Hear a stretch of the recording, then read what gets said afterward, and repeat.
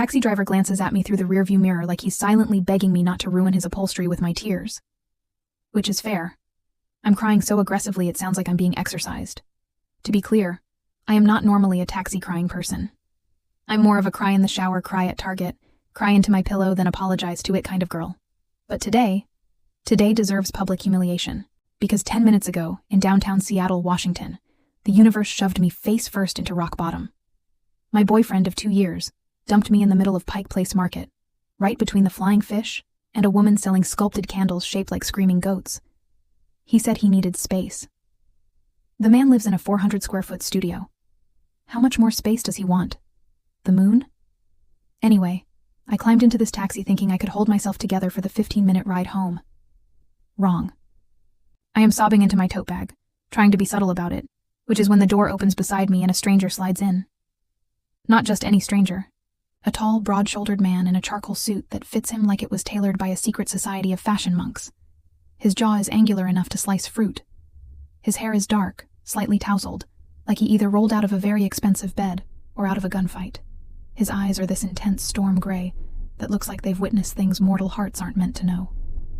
He stops, stares at me, and I swear his expression flickers. Not annoyance, just something sharper. "Sorry," he says to the driver, voice deep and smooth. "Change of plans." The driver shrugs, happy as long as nobody bleeds in his back seat. Meanwhile, I'm mortified enough to evaporate. I didn't know someone was joining the ride," I blurt, wiping tears with my sleeve. "You didn't," the man replies. That's when I notice. He didn't tell the driver an address. He just got in, and the driver didn't question it. Suspicious. Except I'm too emotionally useless to be alarmed. "Do you need the whole back seat?" I sniff. "No." He studies me. "But you need someone sitting next to you." My breath catches.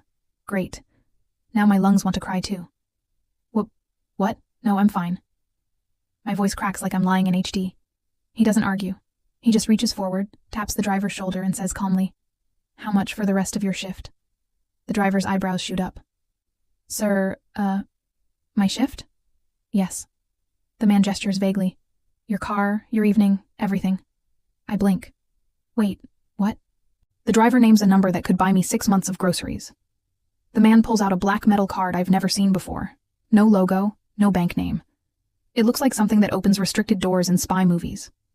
"Paid," he says. The driver nods, pockets the card reader with trembling hands, and practically teleports out of the car. He leaves the keys in the ignition. The man beside me shifts slightly, settling in. He just bought the taxi. Bought the taxi. For me. "What did you just do?" I whisper. He doesn't smile, but the corner of his mouth lifts like he's unused to the motion. "I bought the ride." "Why?" "Because you're crying," he says simply. My brain glitch sparks. "That's not a reason." "It is tonight." The city lights slide across his sharp cheekbones, and something in me feels seen in a way that hurts and heals at the same time. "Who are you?" I breathe. "Carter Vale." The name hits me like a headline. Vale. As in the Vale family, whispered about in certain neighborhoods, rumored to have connections deeper than the subway tunnels under Pioneer Square. Definitely mafia adjacent, maybe mafia entire. He extends a hand like we're at a dinner party instead of a hijacked taxi. "And you are?" "Hayden," I squeak. "Hayden Cole." His grip is warm, steady. A jolt travels up my arm like I just touched a live wire made of confidence, darkness, money, all three. He releases me gently. "Hayden." "Good. Now tell me why you're crying." "No." My voice steadies. "You can't just buy a taxi and demand my life story." "I didn't demand." He gestures toward my ruined makeup. I asked. "It was an emotional moment. I got dumped. Publicly, in a crowd. And someone recorded it." I cringe. "I'm pretty sure I'm going viral under Barn Market Meltdown." He nods once. "Give me your phone." "What?" "No." "Hayden." His voice turns quiet, almost dangerous. But not at me. More like at the world that made me cry. Against all common sense, I hand it over. He types something fast. Hands it back. "What did you do?" "I have people who scour the internet for anything posted about me or my associates. I added you to the monitoring list." You have a monitoring list?" He looks almost amused. "I have many lists." So if someone posts that video of me, melting like a stressed pudding, you'll know? I'll handle it, he says. I stare at him. You're a stranger. Not anymore. His confidence is unnerving, attractive, infuriating. Carter, why did you really get into this taxi? I ask. He exhales slowly, like he's debating whether to tell me the truth. Because I saw a woman crying like she'd run out of reasons not to. My throat tightens. That's surprisingly observant. I notice things. He leans back, one arm draped across the seat behind me. The interior suddenly feels too warm. Where were you heading? He asks. Home. I hesitate. Capitol Hill. He taps the steering wheel. The engine rumbles. He's driving now. Carter Vale, possibly a mafia boss, is personally chauffeuring me through nighttime Seattle. Totally fine. Not weird at all. Hayden, he says, eyes flicking to me. Why him? What? Whoever broke you. His tone is edged steel. I sigh. We just weren't happy anymore. He wanted a girl who fit into his life. I barely fit into my own. Carter's jaw tightens in a way that makes my stomach flip. He sounds unworthy. I bark out a laugh. You don't even know me. I know you deserved better than to cry alone in a taxi. He says it like a fact, like a verdict. The streetlights smear across the windshield like melting gold as we turn onto Broadway. My chest feels light and heavy all at once. Thank you, I whisper. For what? For sitting with me. He nods once, like he accepts gratitude the way most people accept coffee. Reluctantly, but with quiet appreciation. We pull up outside my apartment building, a modest 3-story walk-up with peeling paint and a stairwell that smells like forgotten pizza. Carter studies it with a subtle frown, like it personally offends him. You live here, he states. Yes. For now. I narrow my eyes. What does that mean? Before he can answer, a voice shouts from across the street. There! That's her! The crying girl from the video! Great. The internet works fast. A small cluster of college kids jogs toward us, phones raised. Carter's hand moves to my arm, gentle, but firm. Protective. Stay in the car. What? No. Hayden. His tone leaves no room for negotiation. He steps out, closing the door behind him. The air shifts around him, like the night itself takes a step back. The kids skid to a halt. One lowers his phone. Sorry, man. We didn't know she was with someone. She isn't, Carter says, but she's under my protection. My breath stutters. The kids back away. Carter turns to me, opens the door, and says quietly, You shouldn't go inside alone tonight. My pulse tumbles. Why? I ask, even though I already know the answer. He steps closer, his gaze dark and unreadable. Because your life just changed, he says. And you're not ready for what comes next. Carter doesn't ask if I'm coming with him. He just extends his hand, like the night is some ballroom floor, and I'm expected to step onto it. And the worst part? I take it. His palm is warm, steady. Mine is shaking because my entire life is now being directed by a man who bought a taxi to comfort me. Normal Tuesday things. We walk toward my building's entrance. The college kids scatter like pigeons, afraid he'll tax them for eye contact. Carter glances at my doorway, unimpressed. Do you have any idea how easy it is to break into a building like this? Carter, please don't tell me crime facts right now. Awareness isn't crime. That's exactly what a criminal would say. The corner of his mouth twitches again, almost a smile. Almost. As we climb the steps, I suddenly remember my apartment's current status. Wait. I stop. I should warn you, my living room is aggressively cozy. To what degree? Think, college dorm meets exhausted Pinterest board. That's fine. No, you don't understand, I say. The couch has opinions. The microwave is louder than small battles. The carpet is fluffy in some areas, bald in others. Now he actually smiles. A quiet, low thing that feels like seeing dawn for the first time. Hayden, he murmurs. I'm not here to judge your apartment. Then what are you here for? His jaw flexes. To make sure you're safe. He says it like a vow. And my heart, the traitor, softens. Inside, my apartment greets us with the scent of lavender, microwaved leftovers, and impending financial doom. Carter steps in and scans the place with the sharpness of a man mentally mapping every exit point and potential threat. His presence fills the small space way too easily. His suit looks illegal against my peeling wallpaper. Sit, I tell him, motioning to the couch. He does, but not like a guest. More like a king temporarily humoring a borrowed throne. I take the chair opposite him, hugging a cushion for emotional armor. So, I say. What now? You watch me sleep to make sure no paparazzi burst through the window. No. His eyes meet mine. I stay because you're not all right. That's ridiculous. You cried so hard a stranger bought a vehicle. Okay, fair. He leans forward. Tell me the real reason. I did tell you. No. You told me the reason someone would say in public, not the one that lives under all of that. I swallow. Hard. Because of course he sees it. Fine, I whisper. I wasn't just dumped. My ex left me because he said I'm too much, too emotional, too intense, too everything. He said he felt like he was always failing me. Carter's eyes sharpen, steel flashing. So he blamed his inadequacy on you. It wasn't that simple, I murmur. It usually is. Emotion rises again, burning hot behind my ribs. I'm tired, Carter. Tired of being told I'm overwhelming. He stands, walks toward me, slowly, quietly. The way storms approach shorelines. When he reaches me, he cups my cheek with one large, careful hand. His thumb brushes the skin under my eye. You're not too much, he says softly. You're exactly enough. He just wasn't a big enough man to hold you. The words crash into me, dangerous and comforting, like a velvet knife. I whisper, you don't even know me, but I see you. His hand lingers a second too long before he pulls away and sits again, jaw clenched as if he said too much. Silence fills the room, thick, charged, impossible. I clear my throat. So, mafia. He doesn't flinch. What about it? You're in it? Born into it? And, do you hurt people? He considers this.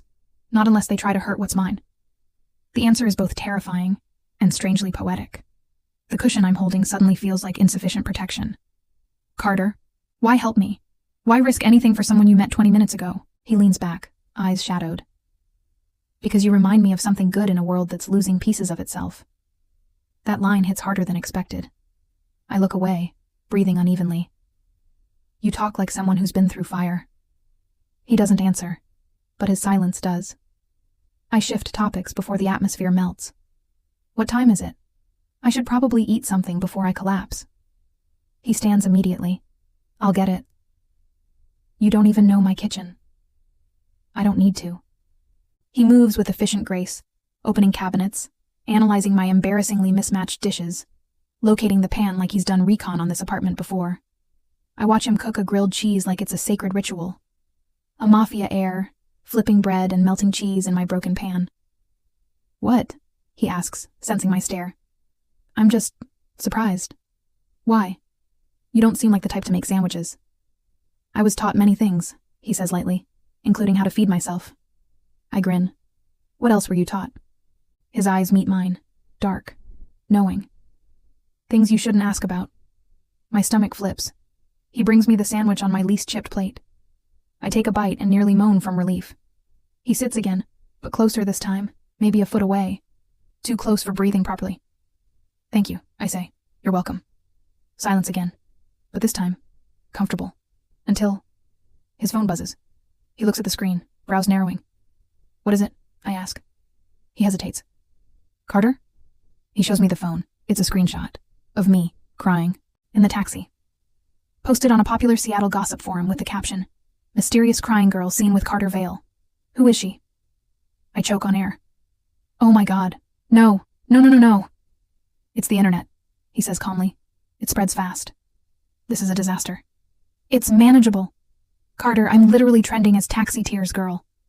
I've seen worse nicknames. This is not funny. He stands, suddenly tense. This wasn't supposed to happen. Well, it did. Panic spikes through me. Your world is going to chew me alive. I'm nobody. I'm not built for mafia-adjacent spotlight. His jaw tightens. You don't need to be built for it. I can protect you. That's not the point. Then what is, Hayden? That I barely survived being judged by one boyfriend. I can't handle being judged by an entire criminal empire. His expression shifts, hardens, hollows. Is that what you think? He says quietly. That I brought you into danger? I freeze. That wasn't what I meant. But I said it, and it landed like a knife. He steps back. Distance opens between us like a crack in the floorboards. I should leave, he says. What? Carter? You're overwhelmed. I'm making it worse. No, I didn't mean... You did. His voice is calm. Final. The calm that comes before someone walks out of your life forever. I try again. Please, just... Can we talk? But his phone buzzes again. He glances down. His face changes. Sharp. Cold. Something is wrong. What happened? I ask, heart hammering. He doesn't answer for a moment. When he does, his voice is low. There's been a breach. A what? A leak. His eyes meet mine. Someone inside my family shared information, including your address. Ice ripples down my spine. My... what? They know where you live, he says. I grip the cushion so hard it wheezes. Carter, what does that mean? It means, he says, stepping toward me. I need to get you out of here. Now, my pulse roars in my ears. Are you telling me someone might come here? Yes. Oh my God. But you're safe with me, he says. Emotion threatens to break me open. I thought you were leaving. I was, he says softly, until I realized someone else might get to you first. Fear and relief crash inside me. He holds out his hand again. Hayden, come with me. I stare at it, at him, at the crackling danger in the air, and I grab his hand. He pulls me toward the door. But before we step out, he says something that chills me to the bone. They're not after me, he murmurs. They're after you. Carter's hand clamps around mine as we step into the stairwell, the air electric with danger. I don't realize I'm shaking until he squeezes gently, anchoring me. We're going out the back, he says. Less visibility. What about the person after me? He won't get close. How do you know? His voice goes cool, lethal. Because he'd have to get through me. Comforting. Terrifying. Exhilarating. My legs sprint to keep up with him as he leads me down the stairs, every shadow feeling sharper than it should. Outside, the night has teeth. A black SUV waits in the alley, headlights low, engine purring like some mechanical beast eager for violence. A man in a dark jacket steps out and nods. Boss? Boss, of course. Elias, take the perimeter, Carter orders. We're going to the vault. Vault? I don't even have time to process before Carter guides me inside the SUV. He doesn't shove. He directs, precise and protective, the way someone might escort a priceless artifact. And apparently tonight, that artifact is me. The door shuts and he slides in beside me. The SUV roars forward. Carter, I whisper, frantic. Why would anyone be after me? His profile sharpens against the passing streetlights. Because of me. That doesn't make sense. It does if a rival family thinks I care about you. The world tilts. Carter, we just met. I know, he says quietly. You don't even know if you care about me. His jaw flexes. Don't I? I'm too overwhelmed to interpret that correctly. What's the vault? I manage. A safe location. No one outside my inner circle knows it exists. That sounds reassuring in every possible scary way. He doesn't smile. You'll understand soon. We drive for 20 breathless minutes until we reach an old industrial district, abandoned factories and graffiti-covered warehouses. The SUV turns down a narrow lane no sane person would enter voluntarily. Carter? He places a hand on my knee. Warm. Heavy. You're safe. I cling to the words. The SUV slows beside a rusted metal building. It looks like a condemned set piece from a zombie movie. This is the vault? I ask weakly. No. Carter steps out, walks to the wall, and presses his palm against a rusty panel. The ground shakes. The wall rotates. A hidden door yawns open, revealing polished steel, shimmering lights, and a silent elevator descending into the earth like a portal to another world. My jaw drops. What is this? He takes my hand again. One of my private sanctuaries. One of? How many sanctuaries do you have? Enough. The elevator seals behind us with a whisper. My ears pop as we descend fast. Too fast. Like we're dropping under the entire city. When the doors open, I step into another reality. The underground room is cavernous, carved from glimmering black stone and softened with warm golden lights. A glass wall stretches across one side, revealing a massive underground lake glowing faintly blue, beneath softly pulsing LED panels. It looks otherworldly. Like Atlantis, if Atlantis were privately owned by a terrifyingly handsome mafia heir. My God, I breathe. You built a lake? I redirected one, he corrects calmly. It keeps the vault humid enough to preserve documents. Documents? I echo. What kind of documents need a private lake? He doesn't answer. Elias appears behind us. Perimeter's clear. The breach was confirmed. They're looking for her. My stomach plummets. Why? What do they want with me? Carter gestures for Elias to leave. He does. Carter turns to me. Hayden. His voice softens in a way that grabs my entire soul. You're not being targeted because of a rumor, or because of a video. They're after you because... He hesitates. Because? Because someone in my world misidentified you. Misidentified? As what? A message, he says quietly. I freeze. A message. A rival family thinks I'm hiding someone important. Someone they want memory of. Erased. Carter. I didn't know, he continues, voice tight. If I had known, I would have never let you walk out of that taxi alone. A tremor runs through me. So I'm collateral damage in a mafia feud? No. He grabs my shoulders, eyes burning into mine. You're someone under my protection. There's a difference. That's not comforting. It is to me. Well, you're you. His mouth twitches. Is that sarcasm? It's panic with a touch of flair. He actually breathes a laugh. Short, shaken, real. But then he goes still again. Too still. Hayden, he murmurs, voice lower. You need to know the twist. Twist? There's a twist? I didn't tell you the truth about why I got in that taxi. My pulse stumbles. What? He looks away. Something he never does. I wasn't just passing by the market. I was meeting someone who betrayed me 15 minutes before I got into that taxi. Someone who sold your location to the rival family because he thought you were her. Her? Her who? A witness, he says softly, to something that wasn't supposed to happen. The room spins. So they think I saw a mafia crime. Yes, but I didn't. I know, but they don't. No. I sit hard on the nearest bench. You should have left me in the taxi. His breath cuts short. He steps closer, looming like a storm about to break. I couldn't. Why? His jaw clenches. He struggles with the answer. Finally. Because you were crying, he says quietly. And it made me want to burn the city down. My heart stops. He continues, voice trembling at the edges. And that terrified me more than anything my world has ever thrown at me. I suck in a shaky breath. Carter, he takes my hands. Both of them. Enclosing them like I'm something he never wants to let go. I'm going to get you out, he says. I'll end this feud. I'll make them retract the threat. I'll make you safe. How? I'll give them what they want. No. I yank my hands back, heart slamming against my ribs. You can't trade yourself for me. Carter, no. He steps back, and then he does something even more terrifying. He pulls out his phone. I'm calling the council, he says. Who? The leaders of the 5 families. Carter. This ends tonight. I jump up and grab his arm. Carter Vale, you cannot sacrifice yourself for me. We met today. He looks down at me, eyes fierce. I don't care how long it's been. You matter. I freeze.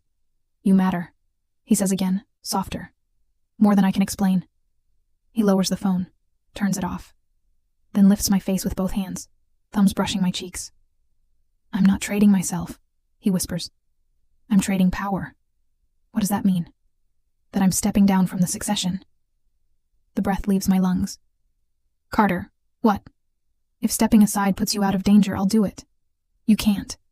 I can. You'll lose everything. He smiles faintly. I built my own empire outside of theirs. And I have... He pauses, studying my face as if choosing the truth carefully. More wealth than the position is worth. I blink. You have... other wealth? He nods. You've seen one sanctuary. I have 12. 12? One under the Rockies. One beneath the Everglades. One inside an abandoned missile silo in Nevada. I can take you to any of them. All of them. If you'll let me. It feels like the world has turned inside out. Carter, I whisper. What do you want from me? His voice drops to something raw and unguarded. Everything. He swallows. But I'll take whatever you're willing to give. My chest cracks open with something wild, aching, inevitable. I step forward. He steps into me, and our foreheads touch gently, like we're learning the shape of each other's breathing. Hayden, he whispers, I won't let anything hurt you. Promise? I'll build walls under the earth if I have to. You already did. Then I'll build more. Something in me breaks. But in a good way. In the way that finally lets light in. I want to stay with you, I whisper, but not as collateral, not as someone you have to protect out of duty. His hand slides to my waist, anchoring me. I don't protect you out of duty, he says softly. I protect you because I want a life with you. My breath stutters. A life? Yes. But we just don't care. I laugh, a cracked, watery laugh. Are we insane? Probably. The underground lake glows brighter, as if agreeing. Then, he kisses me. Not rushed, not desperate, but deep, certain. Like he's been starving for this exact moment. I melt into him, arms wrapping around his neck. His hands grip my waist like he's holding on for the first time in years. When we pull apart, he rests his forehead against mine. You're safe now, he breathes. How? He smiles, rare, real, devastating. Because you're staying with me tonight. In the vault? No. His grin widens. In one of my other sanctuaries. Which one? The one under my private citrus orchard in California. You have a citrus orchard? With genetically engineered trees that grow year-round. You're unbelievable. I'm yours. My knees wobble. Carter. He lifts me effortlessly, one arm under my knees, the other around my back. What are you doing? I laugh, breathless. Carrying you to the plane. Plane? It's downstairs. Downstairs? Carter, there's a plane under Seattle? He winks. You'll see. And as he carries me toward a hidden tunnel leading deeper underground, I realize something ridiculous and true. I'm not scared anymore. I'm chosen, wanted, protected, and maybe a little bit hopelessly in love. Hey, love. If this midnight mafia romance wrapped itself around your heart the way it wrapped around mine, don't slip away just yet. Hit like, drop a comment, tell me your favorite moment, and make sure you subscribe so you never miss the next wild, breathtaking, I did not expect him to do that love story. Your reactions keep these cinematic whispers alive. I'll be watching for your emojis.